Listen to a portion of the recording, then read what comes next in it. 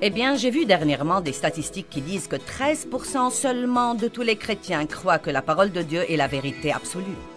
Il y a un moyen facile de le confirmer, et c'est disponible à chacun de nous.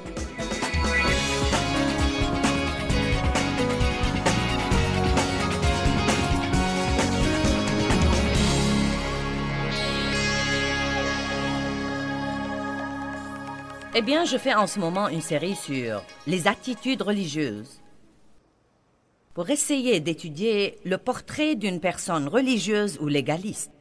Et je fais ça pour beaucoup de raisons. Numéro 1, je ne crois pas que la religion impressionne le monde qui a besoin de trouver Jésus et qui a besoin de se mettre en contact avec des personnes religieuses. Il a besoin de voir Jésus reluire à travers nous. Nous ne devons pas lui donner des tas de règles à suivre. Nous devons apprendre à l'aimer jusqu'à sa guérison. Amen. Et je fais cette série aussi car je ne crois pas que ça honore et glorifie Dieu quand nous essayons de le servir religieusement, quand nous essayons toujours de découvrir ce que nous pouvons faire, plaisir à Dieu, ou ce que nous pouvons faire pour amener Dieu à répondre à nos prières. Car ça, c'était l'Ancien Testament, et nous vivons sous le Nouveau Testament, où nous croyons à Dieu et nous nous fions à lui pour qu'il fasse ce qui doit être fait dans notre vie. Et nous savons que toutes nos œuvres ne valent vraiment rien. Tout ce que nous faisons pour Dieu, nous ne devons jamais le faire pour recevoir quelque chose. Nous devons toujours le faire parce que Dieu nous a donné quelque chose. Et c'est notre réaction d'amour à son égard. Et troisièmement, j'ai voulu enseigner cette série parce que je suis complètement convaincue, d'après mon expérience et de la parole de Dieu, que quelqu'un de très religieux, quelqu'un de vraiment très religieux, et je veux dire par là qu'il va à une église, qu'il donne des offrandes, qu'il peut même aider et servir dans l'église. Mais la vérité, c'est qu'il n'a pas une vraie relation étroite avec Jésus. Combien d'entre vous savent qu'il y a une différence entre les œuvres extérieures et un cœur parfait envers Dieu? Je suis allée à l'église pendant de nombreuses années et j'aimais Dieu vraiment et de tout mon cœur. Et il était mon sauveur, mais je peux néanmoins dire qu'il n'était pas mon Seigneur. Il y a une différence entre le fait qu'il soit votre sauveur ou votre Seigneur. Nous voulons assez de Jésus pour nous sauver de l'enfer, mais pas assez pour marcher dans la victoire. Allez maintenant. Et donc, j'allais à l'église et je faisais tout ce qu'il fallait. Je célébrais toutes les fêtes et... Vous savez, je n'ai jamais pensé à manquer un office de communion et j'allais à l'école du dimanche pour adultes et mes enfants allaient à une école qui était chrétienne. Et pourtant, derrière les portes fermées à la maison, il y avait des querelles, des disputes, des chicaneries, de la manipulation et de la domination. Et je n'étais pas un très bon témoin. En conséquence, j'étais une personne religieuse, mais je n'étais pas heureuse. Et je crois que Jésus est mort pour que nous jouissions de notre vie, pour que nous puissions nous amuser et apprécier les gens autour de nous, bien qu'ils ne soient pas tous parfaits. Et pour que nous puissions nous apprécier, bien que nous ne soyons pas parfaits. Et pour que les autres puissent nous apprécier également. Vous voyez, j'étais autrefois le genre de personne que personne ne pouvait aimer et apprécier. Vraiment. C'est une bonne question que vous devez vous poser aujourd'hui. Est-ce que les gens vous apprécient? Êtes-vous le genre de personne avec qui les gens peuvent être décontractés? Êtes-vous le genre de personne avec qui les gens peuvent être à l'aise? Êtes-vous le genre de personne qui, même si quelqu'un fait une erreur et qu'il n'est pas parfait, et qu'il ne fait pas les choses exactement comme vous les voulez, vous êtes prêt à dire « Eh, tout le monde fait des erreurs » et vous manifestez un peu de pitié? Ou êtes-vous plutôt le genre « Bam, bam, bam, bam, bam, bam, ça doit être fait comme ça, comme ça, comme ça, comme ça ». Donc, combien d'entre vous pensent que c'est un bon sujet à discuter? N'ayez pas une attitude religieuse. Donc, j'ai dit ceci hier soir et je veux le répéter. Jésus n'est pas mort pour que... Et il serait bon de prendre un moment et de réfléchir à ce que cela signifie. Non, mais la souffrance qu'il a endurée pour nous est quelque chose à laquelle nous ne pensons pas assez. Même ce qu'il a enduré dans le jardin. Cette pression si intense dans sa pensée que sa sueur est devenue comme des grumeaux de sang en essayant d'aller jusqu'au bout de sa décision. d'aller à la croix et de porter nos péchés. Je ne crois pas que nous puissions même imaginer, avec toute sa sainteté, combien il lui était difficile de devenir péché. Il est devenu péché pour nous. Il a pris notre châtiment. Il est descendu de ce merveilleux lieu dans les cieux et il a pris la forme d'un être humain pour qu'il puisse mourir à notre place et souffrir pour nous. Et il n'a pas fait tout ça juste pour que nous puissions avoir une marque de religion. Il a fait ça afin de nous ouvrir la voie et de nous réintégrer à la communion avec le Père. Jésus a dit, je suis le chemin. Il est le chemin à Dieu. Je suis la vérité. Je suis la vie. Personne ne peut venir au Père que par moi. Jésus est la porte par laquelle nous passons à une relation très confortable avec Dieu, le Père. Et vous savez, j'y pensais ce matin, et je vais en parler dans notre message aujourd'hui, car je crois que pour tant d'années, je n'étais pas à l'aise avec Dieu. Et je me rappelle, quand j'ai commencé à devenir à l'aise avec Dieu, combien c'était merveilleux de passer de cette approche religieuse envers Dieu à être simplement son enfant et à être plus normal. Combien c'était merveilleux de dire le matin « Bonjour Seigneur, je t'aime ». Au lieu d'une prière sophistiquée et formelle que j'avais composée ou que j'avais retirée d'un livre quelque part et qui n'était pas du tout confortable. Et la raison pour laquelle je n'étais pas à l'aise avec Dieu pour si longtemps était en partie que je n'étais jamais à l'aise avec mon Père terrestre. Je suis sûre que vous savez, si vous avez écouté mon enseignement, que mon père a abusé de moi sexuellement et mentalement et émotionnellement et verbalement et à tous les égards. Et ça a continué pour très longtemps. Et pas seulement ça, mais mon père était très méchant. Il était non seulement violent, mais encore méchant. Très difficile à vivre et très légaliste. Et on ne savait jamais ce qui allait l'hériter. On pouvait faire quelque chose un jour et tout allait bien. Et si on faisait la même chose le lendemain, il se fâchait. Par conséquent, je n'étais jamais à l'aise. Je ne pouvais jamais me détendre. J'étais toujours énervée. Je me demandais toujours si je faisais tout comme il faut. Et s'il était de mauvaise humeur, je faisais tout mon possible pour arriver à comprendre ce que j'ai fait de mauvais, cette fois, pour le faire exploser. Et après avoir vécu de cette façon pendant 18 ans, il m'a fallu au moins 25 ans pour le surmonter. Et j'ai dû demeurer dans la parole de Dieu et avoir beaucoup de révélations et avoir beaucoup d'amour divin pour me rétablir. Mais c'est tellement merveilleux maintenant d'être à l'aise avec Dieu. Et je veux que vous arriviez aujourd'hui au point où vous pouvez comprendre que Dieu veut que vous soyez à l'aise avec lui. Il ne veut pas que vous essayiez de prier et que vous ayez peur ou que vous essayiez d'être si formel, vous savez, et que vous trébuchiez sur vos mots tout en essayant d'être vraiment très éloquent. La Bible dit, en priant, nous ne devons pas multiplier de vaines paroles et répéter les expressions à n'en plus finir. Nous devons communier. La signification principale du mot communion est la conversation et la communication. Jésus n'est pas mort pour que vous puissiez avoir une religion. Il n'est pas mort pour que vous puissiez avoir une autre marque de misère avec une étiquette chrétienne. Nous n'avons pas renoncé à être des pécheurs malheureux pour pouvoir être des chrétiens malheureux. Allez! Il est mort pour que nous puissions être rétablis à une communion merveilleuse, confortable avec le Père, pour que nous soyons réintégrés à l'amour inconditionnel et à l'acceptation de Dieu, et pour que nous jouissions de nos vies, pour que nous jouissions de nous-mêmes,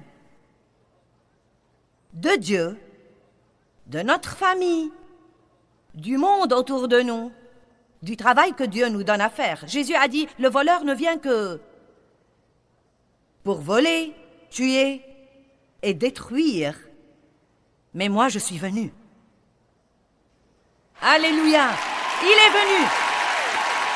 Mais moi, je suis venu pour que vous puissiez avoir une vie et jouir de votre vie. Et cela ne veut pas dire vivre en vacances. Vous savez, je crois que beaucoup de fois, quand nous pensons à jouir de la vie, nous pensons, vous savez, aux vacances ou à obtenir un nouveau jouet ou quoi que ce soit d'autre. Ce dont je parle est d'avoir la grâce de Dieu dans nos vies pour pouvoir jouir de la vie ordinaire de tous les jours et de la célébrer.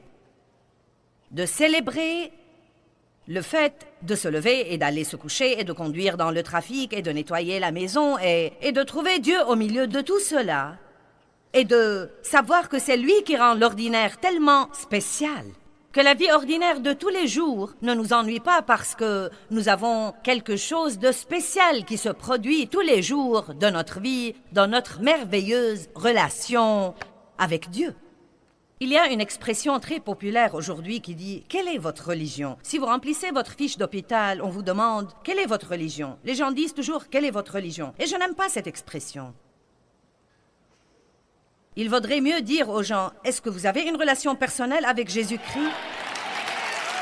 Pourquoi sommes-nous bien plus à l'aise quand nous demandons aux gens quelle est leur religion? D'une manière ou d'une autre, c'est plus acceptable. Eh bien, une des choses que j'ai faites pour préparer ce message, c'est de demander à quelqu'un de faire une petite recherche. Et nous avons découvert le nombre des dénominations qui existent, à savoir 14 dénominations majeures. Mais la chose que j'ai trouvée vraiment drôle, c'est que sous ces 14 dénominations générales, il y a en fait 207 sous-dénominations. Eh bien, j'aurais voulu vous en lire les noms, mais je sais que je m'attirerais des ennuis si je le faisais, car j'aurais l'air de me moquer. Donc j'ai finalement décidé de ne pas faire cela aujourd'hui. Mais vous savez quoi? C'est vraiment incroyable. Et tout ce que cela veut vraiment dire, c'est que les gens ne peuvent pas se mettre d'accord. Et donc, quand assez de personnes ne se mettent pas d'accord pour longtemps, quelqu'un décide de démarrer quelque chose de nouveau qui regroupe toutes les personnes qui pensent comme lui. Et puis, il ne se passe pas tellement de temps, et quelques-uns d'entre ceux-ci décident qu'ils ne pensent plus comme tous les autres. Et si cela continue assez longtemps, ils démarrent un autre groupe qui va maintenant regrouper les gens qui pensent comme eux. Comment pourrons-nous même penser ou imaginer que nous allons être vraiment capables d'être des témoins pour le monde si nous ne pouvons même pas nous entendre dans l'Église?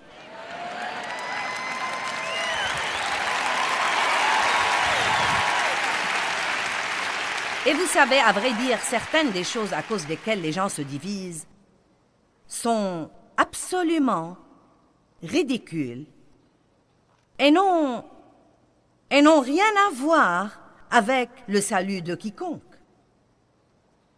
Nous devons nous assurer que nous avons une bonne doctrine saine et solide, et nous devons nous assurer que notre foi est basée sur la vérité de la parole de Dieu. Et je parle de choses comme le sang de Jésus, la naissance virginale, la souveraineté de Dieu, la Sainte Trinité, la justification par la foi, des choses comme ça qui décident vraiment si vous irez au ciel ou non. Nous devons tous nous assurer que nous ne nous trompons pas. Et la chose intéressante est que toutes ces dénominations différentes et ces sous-dénominations ont pratiquement tout ça, c'est-à-dire qu'elles croient pratiquement aux mêmes choses. Regardons Marc chapitre 16 pour un instant.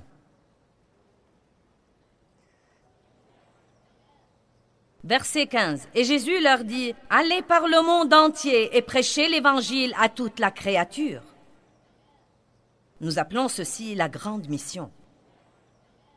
Celui qui croira en moi et me fera confiance et sera baptisé sera sauvé. Celui qui ne croira pas sera condamné. Et il ne passe pas maintenant à un autre sujet, il continue le même sujet. Donc si nous croyons les versets 15 et 16, je ne sais pas ce qui nous fait croire que nous pouvons supprimer les versets 17 et 18. C'est là que j'ai un problème avec certaines de ces doctrines. Et voici les signes qui accompagneront ceux qui y auront cru. En mon nom, ils chasseront les démons. Ils parleront de nouvelles langues. Ils prendront des serpents, et cela ne veut pas dire qu'ils joueront avec les serpents, cela veut dire qu'ils auront une autorité sur le diable. Ils prendront des serpents, et s'ils boivent quelque chose de mortel, cela ne leur fera aucun mal. Ils imposeront les mains aux malades, et ceux-ci seront guéris.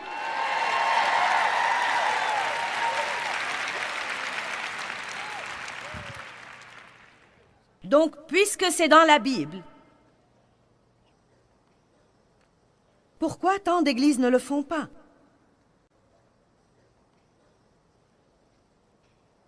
Eh bien, nous ne sommes que des gens, vous savez. Je suis heureuse que Dieu savait ce qu'il avait quand il nous a eus. Mais nous nous mettons des trucs dans la tête, bon sang. Et si nous ne pouvons pas les retirer et apprendre la vérité, nous faisons beaucoup de tapage là-dessus. C'est facile de rejeter tout ce que nous ne comprenons pas. Vous savez, je dois vous dire quelque chose de très important.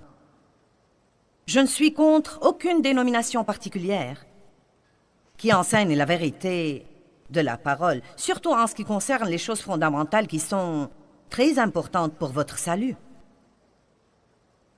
Si je parle en langue et que vous ne parlez pas, nous pouvons toujours être des amis et je n'y vois pas d'inconvénient. Si je crois à la guérison et vous non, ça ne me dérange pas. Peut-être que vous changerez d'avis si vous tombez malade et vous me demanderez de prier pour vous. C'est étonnant ce que les gens n'y croient pas jusqu'à être désespérés.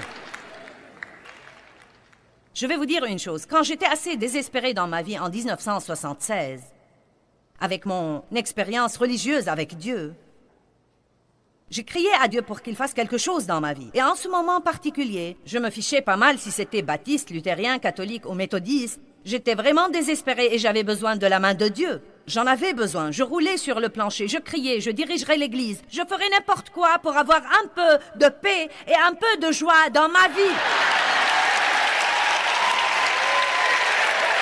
Et peut-être que certains d'entre vous ne sont pas encore assez désespérés et qu'ils sont toujours trop occupés à protéger leur réputation.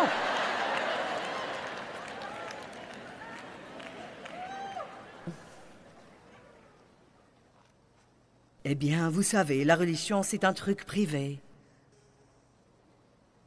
Oh, insensé que vous êtes, ça ne se trouve pas dans la Bible.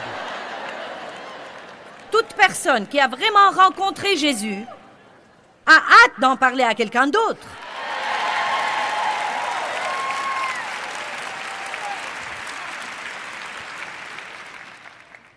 « 13% seulement de tous les chrétiens croient que la parole de Dieu est la vérité absolue. Faites attention, le monde nous engloutit. D'abord, c'était le monde qui ne croyait pas que la Bible est la vérité. Maintenant, ce sont les chrétiens. Si la Bible n'est pas vraie en totalité, quelle partie est vraie? Et si je ne peux pas la croire en totalité, qu'est-ce que j'en peux croire? Je ne sais pas ce que vous en pensez et ce que pensent les millions qui nous regardent à la télé. Mais la Bible est l'assise sur laquelle je bâtis ma propre vie.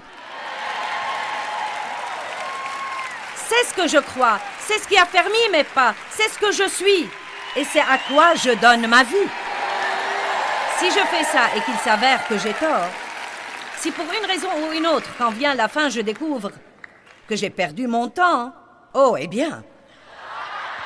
Mais si vous avez tort, et que j'ai raison, et que la Bible a raison, vous serez dans le pétrin car l'éternité a un très, très long temps et l'enfer est chaud.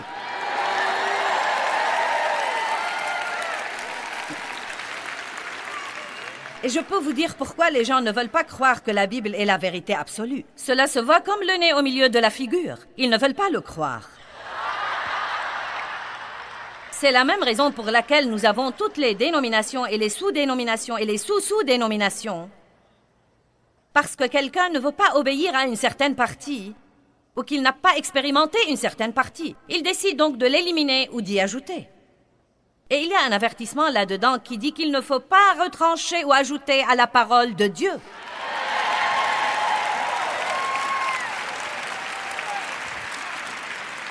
Vous devez croire quelque chose. Vous devez baser votre vie sur quelque chose. Sinon, vous vous y perdrez et ouah! Je ne me retrouve plus et je ne sais pas ce qui ne va pas. Les choses n'ont aucun sens pour moi. Et pourquoi suis-je donc né? Et pourquoi suis-je là?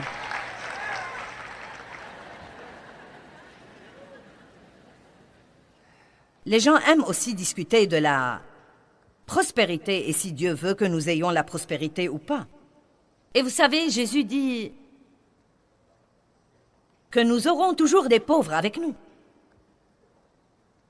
Et il disait aux gens fortunés qu'il ferait mieux de les aider.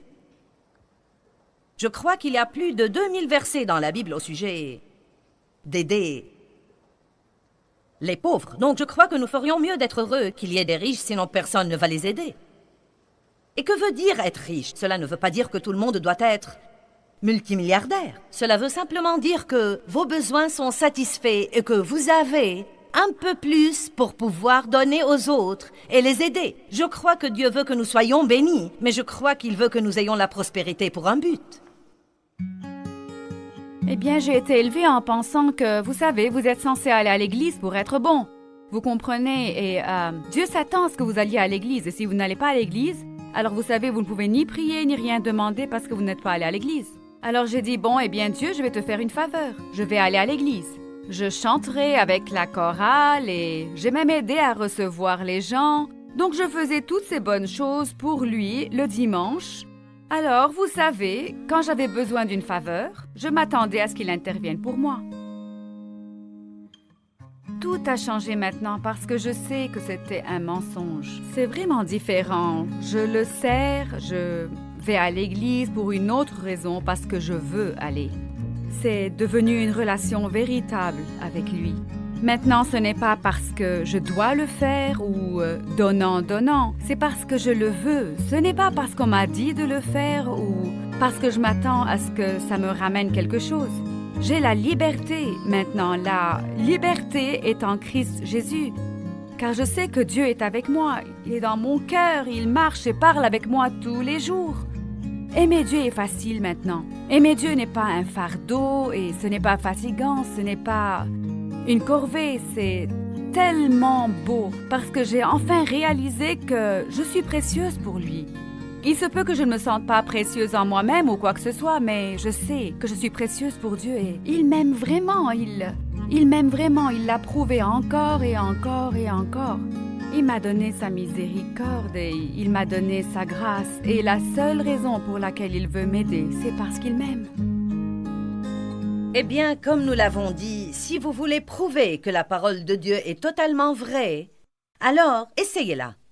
Jean 14, 6, Jésus dit « Je suis le chemin, la vérité et la vie.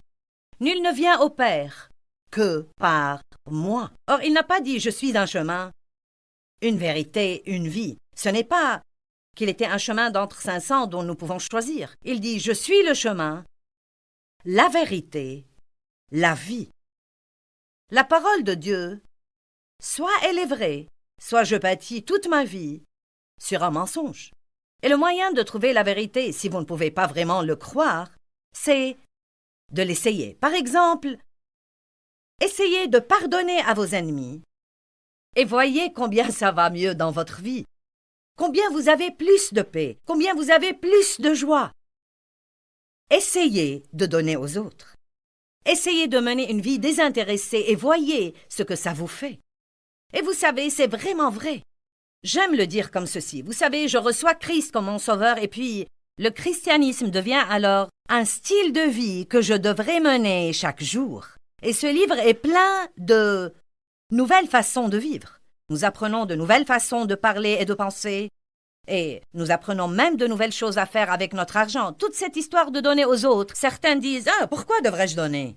Car Dieu dit « Si vous faites ça, j'ouvrirai pour vous les écluses des cieux. Et je répandrai sur vous une bénédiction si grande qu'il n'y aurait plus assez de place. » Et il dit même dans Malachie « Mettez-moi à l'épreuve. » Donc, je ne vous dis rien que Dieu n'ait pas déjà dit. Lisez la parole de Dieu.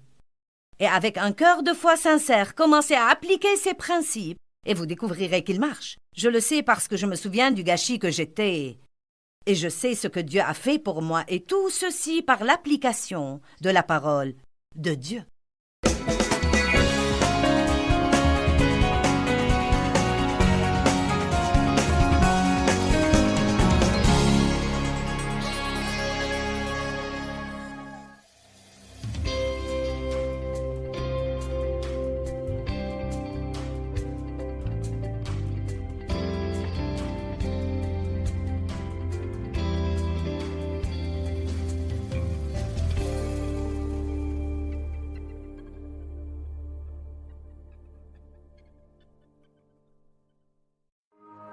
Ce programme est financé par les amis et partenaires du ministère de Joyce Meyer. Je pense vraiment que c'est une insulte à Dieu quand nous nous plaignons.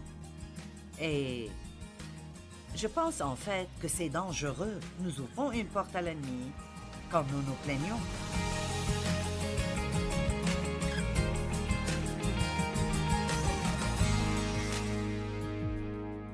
Vous n'avez pas besoin du message de ce soir, mais peut-être que vous connaissez quelqu'un qui en a besoin. Et donc, vous pouvez soit prendre des notes pour eux, soit acheter une copie du CD ou... Mais je sais que vous n'en avez pas besoin, parce que je vais parler d'arrêter de se plaindre. Donc, je suis sûre que vous n'en avez pas besoin, n'est-ce pas? D'accord.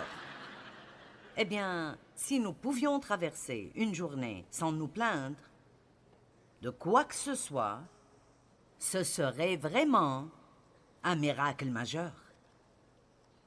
Il semble que plus nous avons, plus nous nous plaignons. Je l'ai fait il y a quelques semaines et je le fais assez souvent. J'ouvre le réfrigérateur, je me tiens là, à regarder toute la nourriture. Et puis je me suis entendu dire, je suis si fatiguée d'essayer de décider quoi manger chaque jour. Est-ce que quelqu'un d'autre fait cela? Regardez ça, vous voyez des mains levées dans toute la salle. Ou j'ouvre mon armoire qui est... en fait, une petite chambre et je dis... Je suis si fatiguée d'essayer de décider quoi mettre tous les jours. Quand j'étais adolescente et mon armoire était de cette taille, et je n'avais que 7 tenues, ce n'était pas difficile de décider quoi mettre.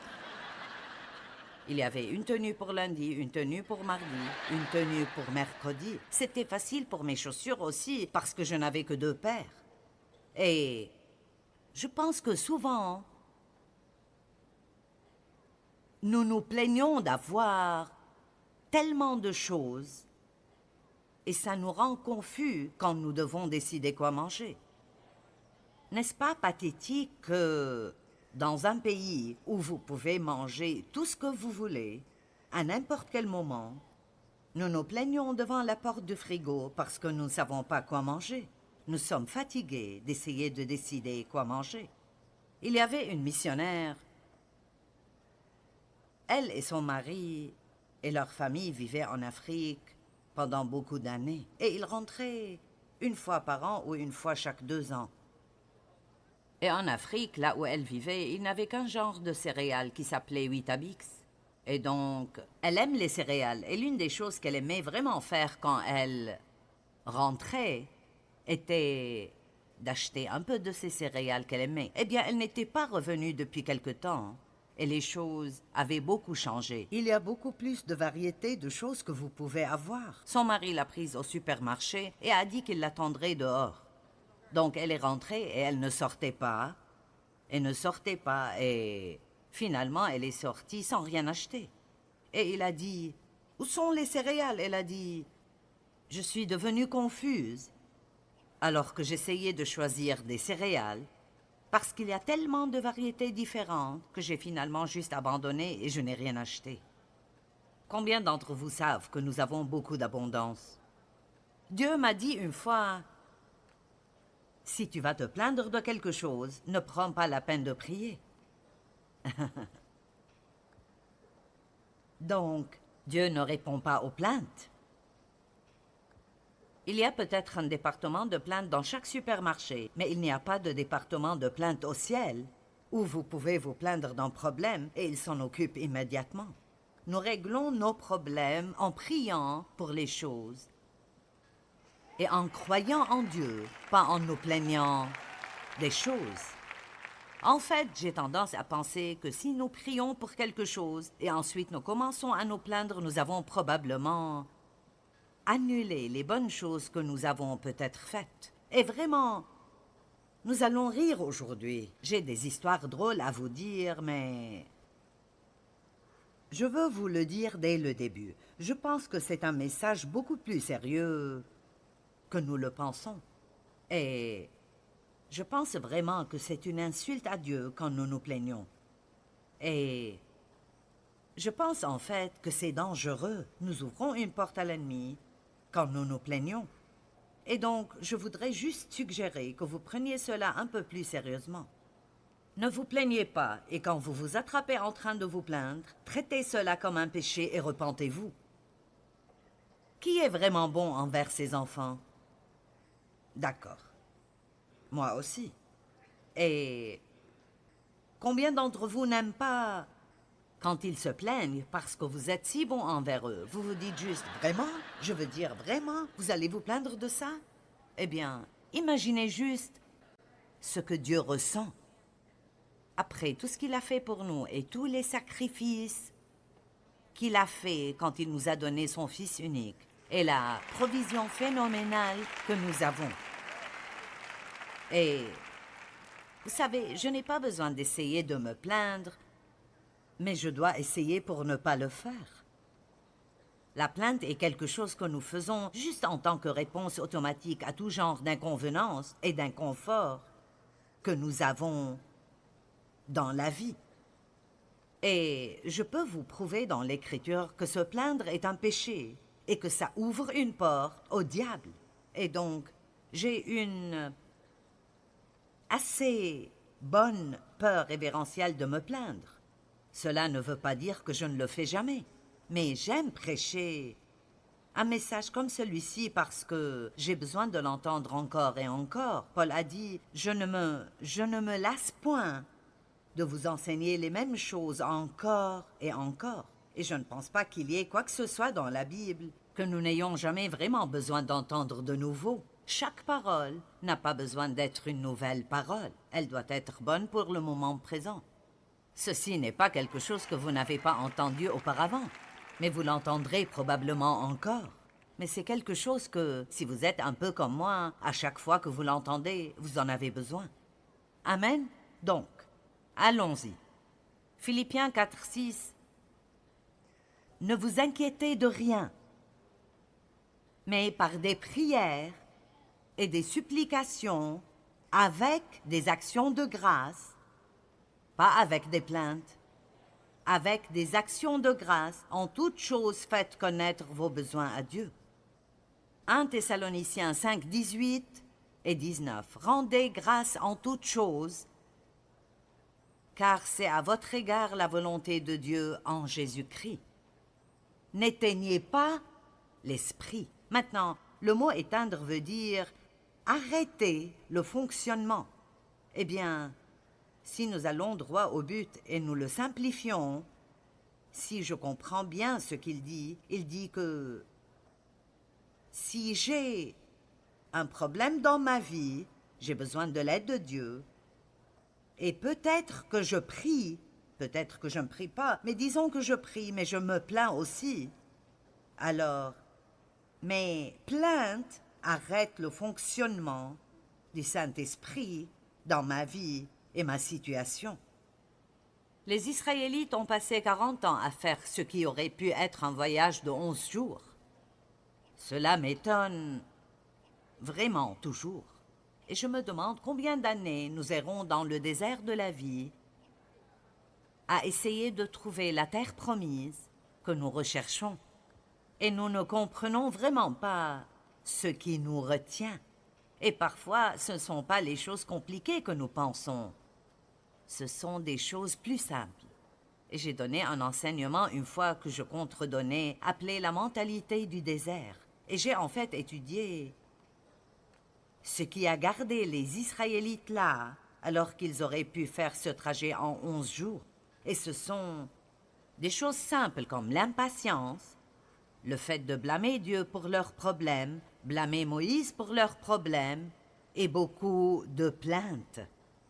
Je veux dire, ils ont eu de la nourriture miraculeuse qui tombait du ciel, et ils ont dit, nous sommes dégoûtés de cette nourriture pauvre et misérable. Ils ne l'aimaient plus. Et donc, ça les a gardés là. Je ne me souviens plus d'où j'ai trouvé ceci, mais j'ai trouvé une définition de la plainte une fois, et une partie de cette définition est que se plaindre signifie rester. Donc, quand je me plains de quelque chose, je garantis en fait que je vais rester là jusqu'à ce que j'apprenne comment être reconnaissant.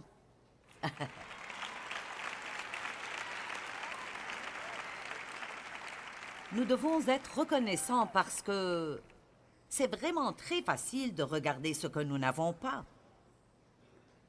C'est tellement facile de regarder ce que vous n'avez pas. Et le problème est que plus vous regardez ce que vous n'avez pas, plus vous perdez de vue ce que vous avez. Et vraiment, nous avons tellement de choses et nous avons tellement d'opportunités. En fait, je vais le dire. Nous avons tous, moi incluse, nous avons trop. Nous avons tellement de choses que ça nous frustre. Et nous continuons à amener plus de choses, vous savez. Et je pense que Dieu veut que nous jouissions des choses. Mais je pense que parfois, vous pouvez ajouter du stress à vos vies en ayant tellement de choses que ça vous frustre. Et je garde ce que j'ai appris à appeler une boîte de dons.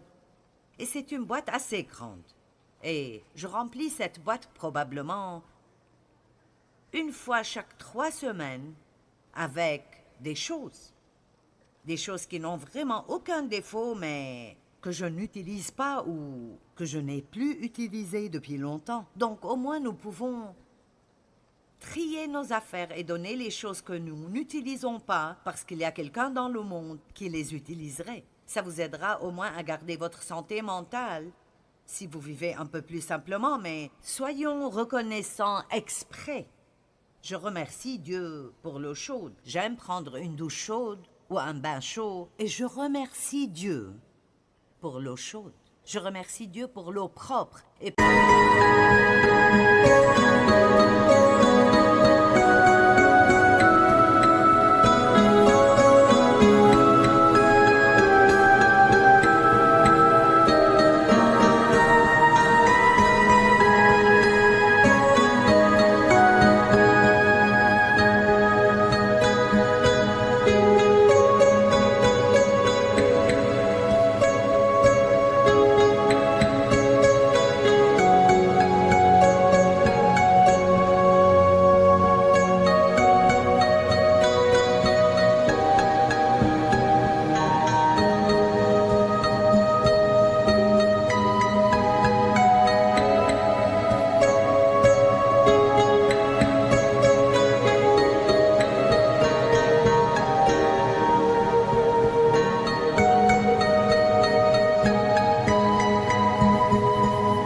parce que je ne dois pas marcher des kilomètres pour amener mon eau.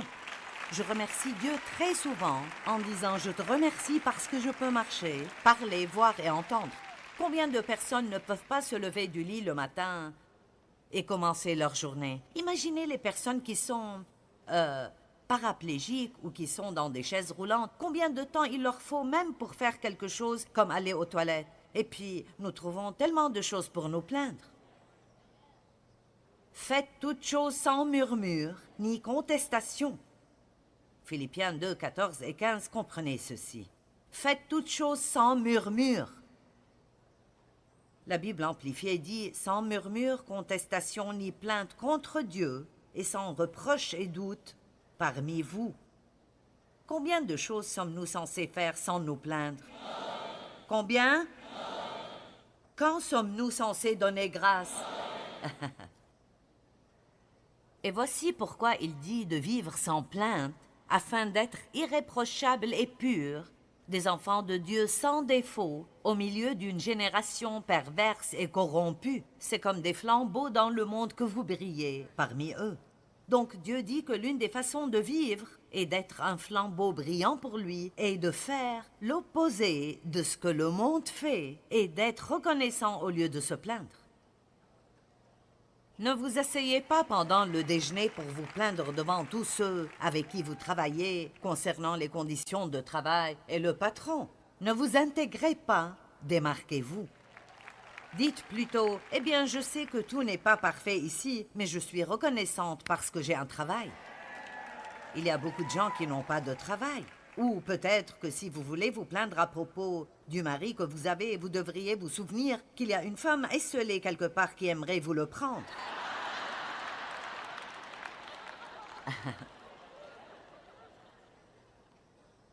Amen. Pensez juste, certaines personnes n'ont personne pour leur tenir compagnie. Nous avons tellement. Les inconvenances et les plaintes, eh bien, j'ai pris 8 semaines. Et pendant ces 8 semaines, j'ai noté toutes les choses qui me sont arrivées, dont je me suis probablement plainte. Et donc, j'ai pensé partager avec vous 34 choses qui me sont arrivées. Vous voyez, des choses arrivent tout le temps. Et je veux dire, je ne sais pas si « je » est un bon mot à utiliser, mais je pense que nous devrions voir cela comme un jeu que nous jouons avec le diable, où nous refusons de nous plaindre, quoi qu'il envoie vers nous. Voyons juste après, aujourd'hui, combien nous pouvons durer. Si le diable nous attaque toujours et nous disons juste « Dieu merci, je suis si béni. Dieu merci, je suis si béni. » Et vous voyez, écoutez-moi, même quand nous avons un problème, nous avons Dieu dans nos vies et il peut nous aider à résoudre ce problème. Combien aimeriez-vous avoir votre problème aujourd'hui et ne pas avoir Jésus à vos côtés? Amen. Maintenant, je sais que vous n'avez pas besoin de cela, mais combien d'entre vous peuvent penser à quelqu'un qui a besoin de ce message? Et vous pouvez... Donc, je ne sais pas si vous vendez des messages après la réunion. Faites-vous toujours cela? Vous pouvez acheter ceci et le donner à la personne grincheuse que vous connaissez qui n'est jamais contente, quoi qu'il arrive. Allez. Allons-y. La première chose est que je me suis fait mal au dos à la salle de gym. Ensuite, il y a eu une fuite d'eau chez moi qui a abîmé le bois de ma table. Ça l'a gâché. Je me suis tordu le poignet. J'ai laissé des bagages dans l'avion. La maison de retraite a appelé concernant ma mère 2 fois. Maintenant, pendant des années, nous avons pris soin de ma mère, mon père et ma tante dans la maison de retraite. Et prendre soin veut dire que, tout d'abord, nous avons payé pour cela, ce qui était très cher. Et ensuite, cela voulait dire que nous ne savions jamais quand nous recevrions un appel. Et un appel de la maison de retraite veut dire quelque chose. Ça veut dire qu'ils veulent que vous fassiez quelque chose. Soit maman fait des siennes, soit mémé fait des siennes, soit ma tante fait des siennes. Elles ont besoin d'aller chez le docteur ou à l'hôpital, quelque chose. Et ce n'est jamais à un moment où vous n'avez vraiment rien à faire et vous espérez que la maison de retraite vous appelle pour que vous ayez quelque chose à faire de votre temps. Donc la maison de retraite a appelé 2 fois. J'avais toujours mal au dos. Puis je me suis fait mal au bras en essayant de m'étirer pour mon mal de dos. La maison de retraite a appelé de nouveau et j'ai fait tomber une boisson vitaminée rouge sur un canapé blanc. Dave a cassé une fenêtre avec une balle de golf, celle de la maison de quelqu'un sur le terrain de golf. J'ai fini par parler à un coussin au milieu de la nuit en pensant que c'était Dave. C'est comme... Donc c'était un coussin. J'ai dû dépenser de l'argent pour remplacer un canapé que je ne voulais pas remplacer. Je me suis pris l'orteil dans mes sous-vêtements. Et je me suis fait mal au tendon. Et mon orteil, mon petit orteil a gonflé et est devenu noir et bleu parce qu'il s'est pris dans mes sous-vêtements. J'ai dû dire à ma tante très indépendante de 86 ans qu'elle ne pouvait plus conduire et j'ai dû lui prendre sa voiture. Vous n'avez rien fait de drôle avant d'enlever les privilèges de conduite d'une personne âgée. J'ai dû remplacer la télé de ma mère pour qu'elle soit compatible avec un casque qui lui permettrait d'entendre parce qu'elle refusait de mettre les appareils auditifs qu'elle voulait que je lui achète. Je suis allée au spa à l'hôtel Waldorf Astoria, qui est un très bel hôtel, et j'ai perdu mon pantalon au spa. Je veux dire, j'ai perdu mon pantalon. Vous savez, quand vous allez au spa pour un traitement, vous prenez un casier, vous mettez vos vêtements dans le casier, et puis, je ne sais pas comment, je n'ai pas mis mon pantalon dans le casier. Et donc, quelqu'un l'a pris et a fait quelque chose avec, je ne sais pas. Donc, j'ai fini mon massage et je m'habillais et j'avais ma chemise et mes chaussures, mais pas de pantalon. Maintenant, comment quitter le Waldorf Astoria?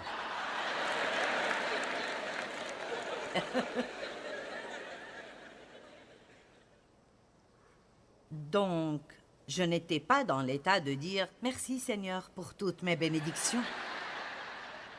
Je suis reconnaissante parce que j'ai une chemise. Je n'avais vraiment pas envie de cela et donc j'ai pensé « Qu'est-ce que je vais faire ?» Donc j'ai mis un peignoir et je suis allée à la réception. Je me sentais stupide.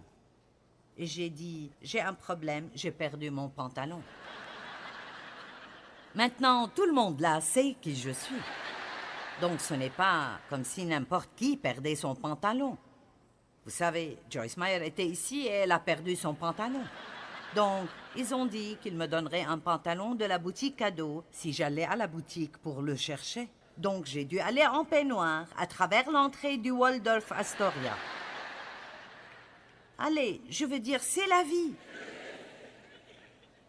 C'est le genre de choses qui arrivent aux gens et ça arrive beaucoup plus régulièrement que nous pensons que ça arrive. Mais si nous pouvions arrêter de nous plaindre tellement à propos de cela, alors nous n'aurions plus vraiment besoin de nous rappeler de toutes les choses qui arrivent. Alors je suis allée à la boutique cadeau. Ils m'ont regardée et ont dit « Vous êtes la dame qui a perdu son pantalon ?» J'ai dit « Oui, c'est moi. » Ils m'ont donné un pantalon.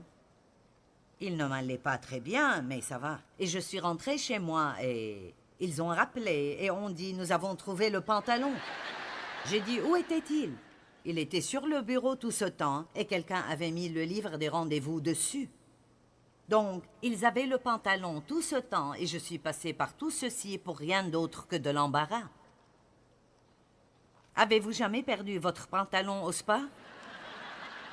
Ma mère a perdu ses nouvelles lunettes de 350 $, probablement dans la poubelle.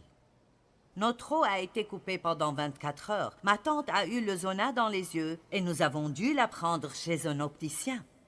J'ai eu un problème inattendu au travail avec un employé. Dave a eu une opération de dos et ne pouvait pas aller en Indonésie avec moi. J'ai dû faire 47 heures de vol, mais la ville a été inondée et je n'ai pas pu faire ce que je suis allée faire. Est-ce qu'on s'amuse là? Ma tante a fait une pneumonie. 3 heures après mon retour de l'Indonésie, j'ai reçu un appel d'aller prendre ma tante de l'hôpital. Notre site web ne fonctionnait plus. Les téléphones ne marchaient plus. Je me suis heurté l'orteil contre le pied du canapé. J'ai dû dire à ma tante qu'elle devait maintenant aller à la maison de retraite et elle ne pouvait plus rester chez elle. J'ai eu un virus à l'estomac. L'alarme incendie était en train d'être testée toute la journée à l'hôtel où je restais. Et la dernière, j'ai bu toute ma boisson protéinée et puis j'ai réalisé que Dave avait mis du savon à vaisselle dans le gobelet et l'avait laissé mariner pendant la nuit. Et je n'avais pas vu ça. J'ai juste mis l'eau puis il y avait du savon dedans. Donc nous pouvons dire que je faisais des bulles pendant longtemps.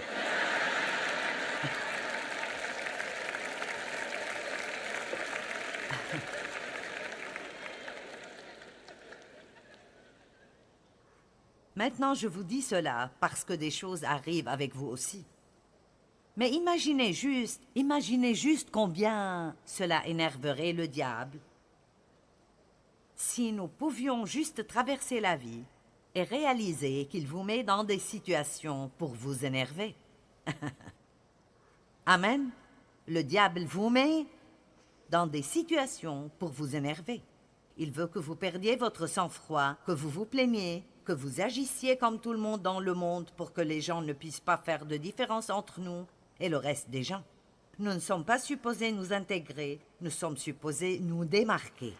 Et cela ne veut pas dire que nous devons prêcher à tous ceux que nous voyons. En fait, parfois, ça fait plus de mal que de bien. Mon Dieu, si nous pouvions sortir et vivre juste la vie. Pouvez-vous imaginer Jésus en train de se plaindre? Je suis si fatigué de manger ce même poisson chaque jour. Si fatigué de dormir là, dehors, sans bon lit ni coussin. Il a dit, « Hey, si vous voulez me suivre, je n'ai nulle part où mettre ma tête. » Il n'a pas dit que le suivre serait facile, il a dit que ce serait un défi. Se plaindre peut certainement rendre nos prières inefficaces. Au lieu de cela, nous devons être reconnaissants pour les bonnes choses que Dieu a.